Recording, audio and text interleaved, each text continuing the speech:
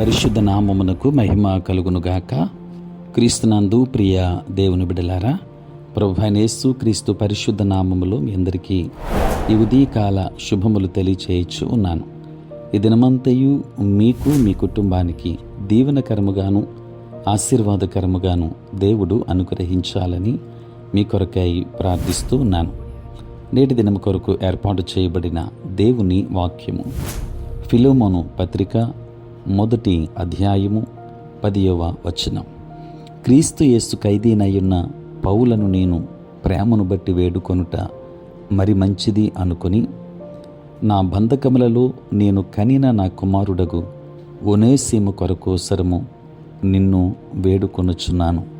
ప్రియులారా, నేటి దినము కొరకు ఏర్పాటు చేయబడిన ధ్యానాంశము పరివర్తన కలిగించు దేవుని ప్రేమ.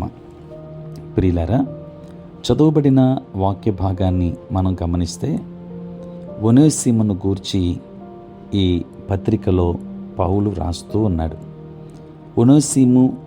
ఒనేసిము అనగా సహాయకరము లేదా ప్రయోజనకరము అని అర్థం.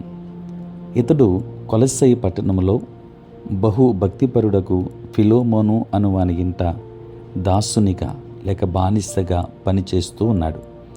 కొంతకాలము గడిచిన తరువాత ఇతడు తన పాపపు కోర్కెలకు బానిసయ్యి తనకు ఇష్టము వచ్చినట్లుగా జీవించాలని ఆశపడి తన యజమాని ఇంటి నుండి పారిపోవడానికి తీర్మానించుకున్నాడు.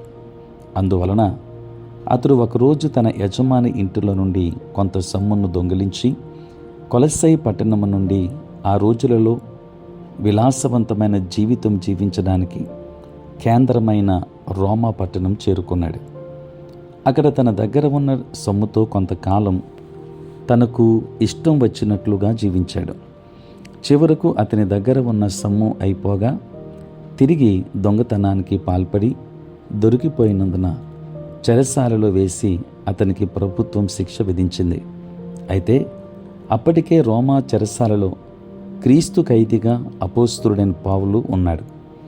పౌలు దేవుని గూర్చి, కృపను గూర్చి, పాపమును గూర్చి బోధిస్తుండగా అతడు విని మారు మనస్సు పొంది పౌలుకు పరిచర్య చేశాడు.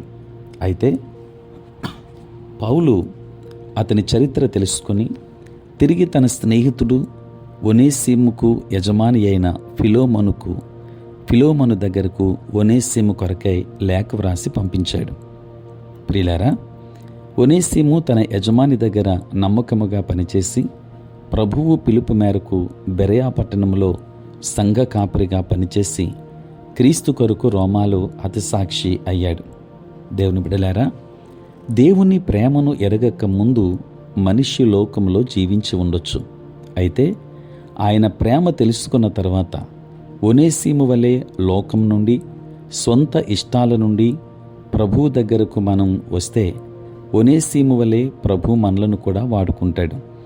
ఒనేసిము ప్రభువును ఎరగక ముందు నిష్ప్రయోజకుడు.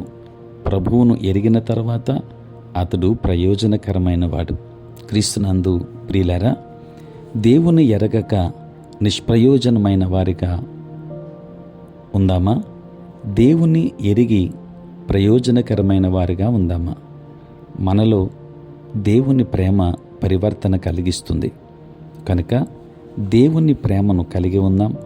ఆయన ప్రేమను గుర్తెరుగుదాం. ఆయన ప్రేమలో సాగిపోదాం. దేవుడు మిమ్మును మీ కుటుంబాన్ని బహుగా దీవించును గాక. ఆమేన్. ప్రార్థన. పరిశుద్ధుడైన తండ్రి, ప్రేమ కలిగిన ప్రభువా, నీకు వందనాలు. రాత్రంతయు కాపాడారు నాయన, నీకు వందనాలు. ఉదయం లేచి మిమ్మల్ని స్తుతించే భాగ్యం ఇచ్చినందుకే నీ స్తోత్రాలు చెల్లిస్తూ ఉన్నాం.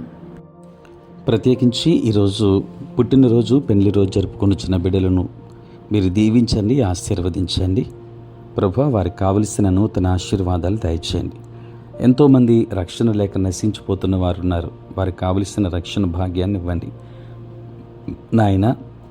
బలహీనులైన బిడ్డలను మీరు జ్ఞాపకం చేసుకోండి. సమస్యలతో ఉన్న బిడ్డలను జ్ఞాపకం చేసుకోండి తండ్రి. ప్రతి ఒక్కరికి కావలసిన ఆరోగ్యాన్ని, సమాధానాన్ని మీరు ఇవ్వండి.